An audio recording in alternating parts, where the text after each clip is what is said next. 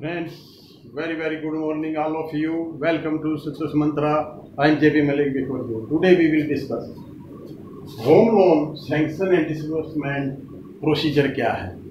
जैसे ही कोई व्यक्ति बोरोवर या को बोरोवर के साथ एप्लीकेशन भर के बैंक में सबमिट करता है, उसके बाद बैंक क्या करता है। हालांकि ये काम बैंक का है, लेकिन फिर भी हमें जानकारी चाहिए कि हमें क्या क्या प्रोसीजर से गुजरना है, ताकि आपको कोई किसी किस्म की गलतफहमी ना रहे। तो कि ये जब जैसे आप एप्लीकेशन सबमिट करेंगे तो 7 से 10 दिन या 15 दिन का टाइम लगता है। तो आप सोचते होंगे कि इतने टाइम में बैंक क्या करता है। तो आइए प्रोसीजर स्टेप बाय स्टेप आपको समझा देते हैं।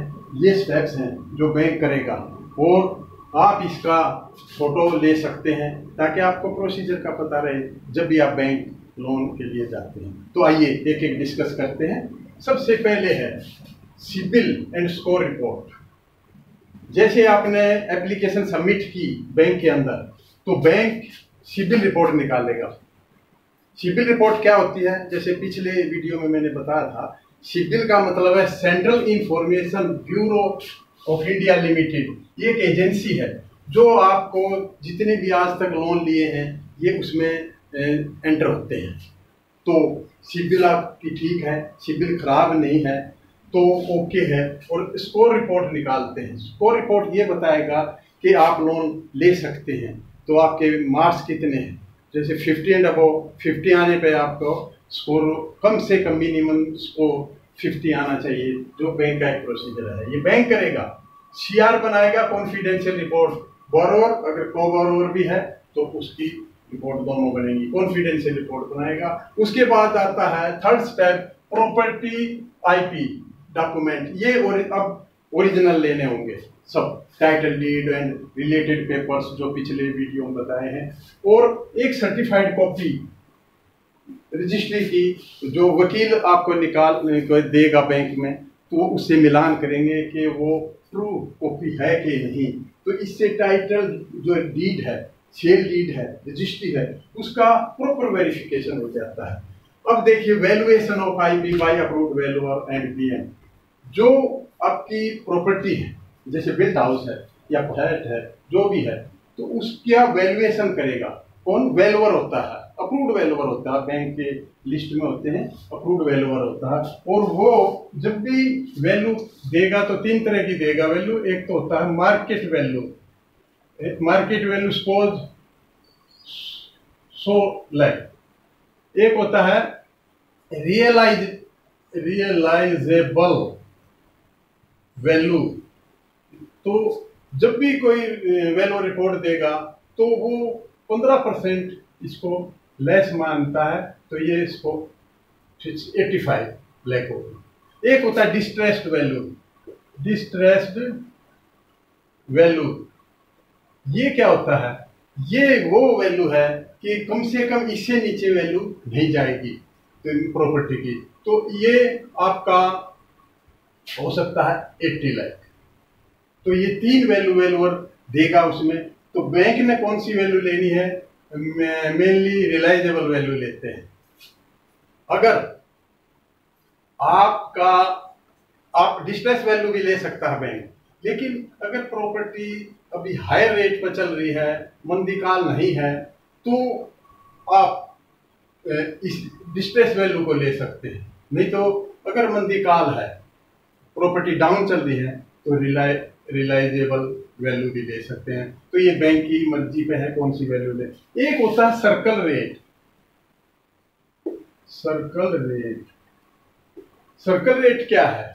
ये वो रेट है जिस पर कोई वैल्यू, वो एक ऐसी वैल्यू है कि उससे नीचे मिनिमम वैल्यू है, उससे नीचे आप उस प्रॉपर्टी की खरीद बेच नहीं कर सकते। उस पर रजिस्ट्री वैल्यू कह सकते हैं इसको। तो ये सर्कल रेटिंग सबसे अमूमन कम पाया जाता है। तो ये वैल्यूअर बना के देगा। और एक विजिट कम वैल्यूएशन, एक ये भी बनाएगा बीएम। ब्रांच मैनेजर जाएगा, स्पॉट वेरिफिकेशन करेगा और अपने हिसाब से इस वैल्यू को ले जाके अपने हिसाब से वैल्यू लगा सकता है, तो वो बीएम करेगा। तो ये वैल्यूएशन पोर्शन हुआ। वैल्यूएशन के बाद अगर कंस्ट्रक्शन का केस है, estimate of cost of construction, ये आर्किटेक्ट देगा और उसके हिसाब से मार्जिन लेके कंस्ट्रक्शन का काम शुरू होगा। ये कंस्ट्रक्शन का केस है। अभी लीगल कम सर्च रिपोर्ट बनेगी। अच्छा, वैल्यूअर क्या, बैंक का जो वैल्यूअर है वो आप बोरोवर से कुछ फीस लेगा, उसकी स्पेसिफाइड फीस होती है 2000, 2500, जैसा भी 1500। इसी तरह लीगल कम सर्च रिपोर्ट बनती है। लीगल कम सर्च में क्या होता है कि आपकी अप्रूव्ड बैंक एडवोकेट होते हैं जो पैनल पर होते हैं, वो क्या करेंगे कि वो 13 ईयर्स वो रिकॉर्ड खंगालेंगे और लास्ट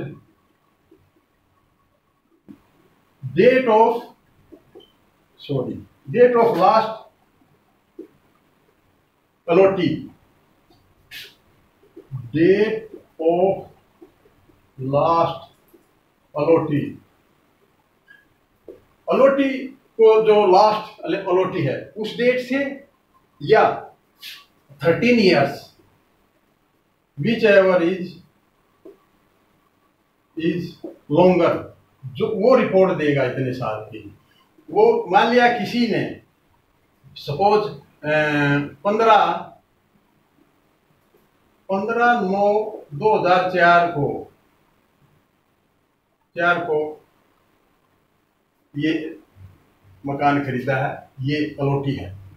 तो और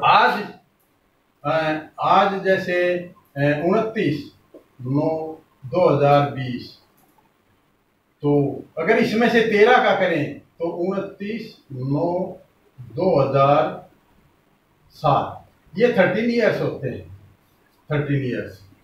तो ये 13 साल का रिकॉर्ड। लेकिन लास्ट जो अलॉटी है वो 15/9/2000 को उसने वो प्रॉपर्टी खरीदी थी। तो फिर हम या 13 ईयर का नहीं करेंगे, फिर ये 4 से ये फिर 16 ईयर्स का होगा। ये वो लीगल कम सर्च रिपोर्ट देगा कि प्रॉपर्टी जेन्युइन है और ये इसका मालिक है। तो क्या हुआ, डेट ऑफ लास्ट अलॉटी ये या 13 ईयर्स जो अवधि लंबी है उतने का वो सर्च रिपोर्ट देगा। और इसमें बैंक को चाहिए कि इसमें जब भी सर्च रिपोर्ट बने उसमें एक क्लोज ऐड जरूर करे कि SARFAESI act will be added. SARFAESI act है, सरफेसी एक्ट अगर उसकी सर्च में नहीं है तो उसको कहिए कि सरफेसी एक्ट भी इसमें इन्वॉल्व करे कि सर इस प्रॉपर्टी पर सरफेसी लागू है। तो ये कई बार छूट जाता है कि हम कभी कभी ऑडिट करते हैं तो ये त्रुटि पाई जाती है।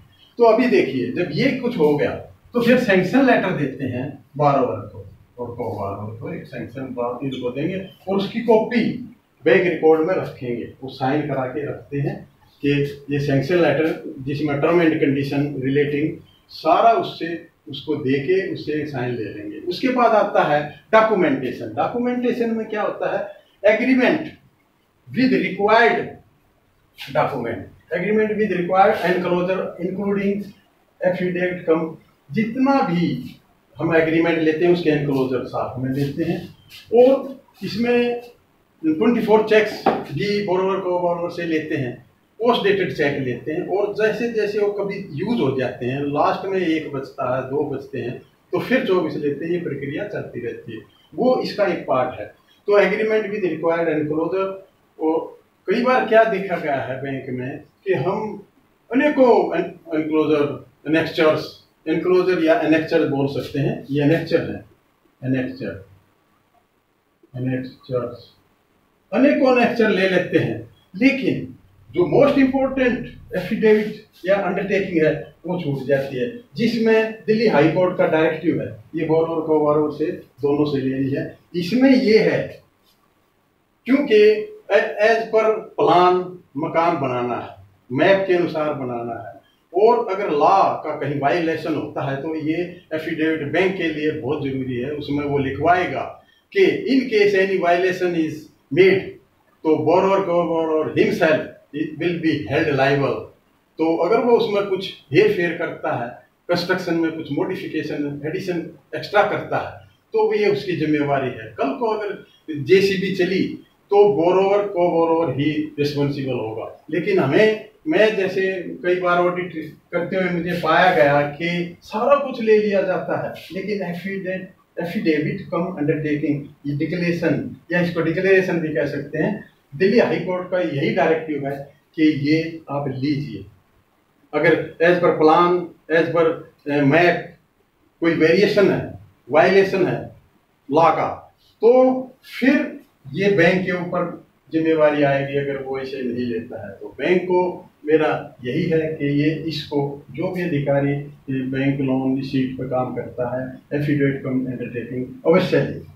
अब आएगा डिसबर्समेंट। डिसबर्समेंट में क्या है, अगर लमसम बिल्ट हाउस है, फ्लैट है, प्लॉट है, तो ये इसका पेमेंट डायरेक्टली सेलर को जाना चाहिए और उसकी प्रॉपर रिसीट लें, तो ये हो गया। अगर स्टेज मान लिया कंस्ट्रक्शन का केस है तो स्टेज टू स्टेज होगा इसका। Stage two stage means plinth, जो नीम तक का एक बार पेमेंट, लिंटल का अलग, रूफ लेवल अलग, 3 स्टेजेस में, keeping in view the margin money, margin proportionately margin money को रखते हुए ये डिसबर्समेंट करनी होगी। उसके बाद एक परमिशन टू मॉर्गेज, पीटीएम बोलते हैं।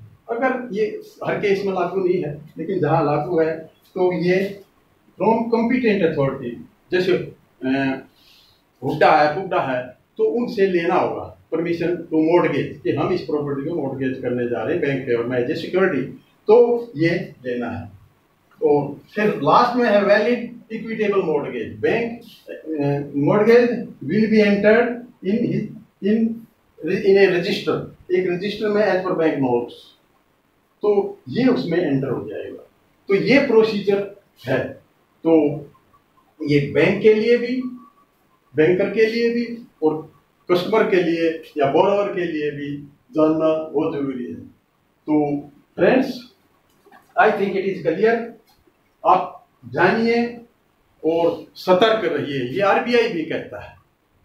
तो have a nice day, thank you.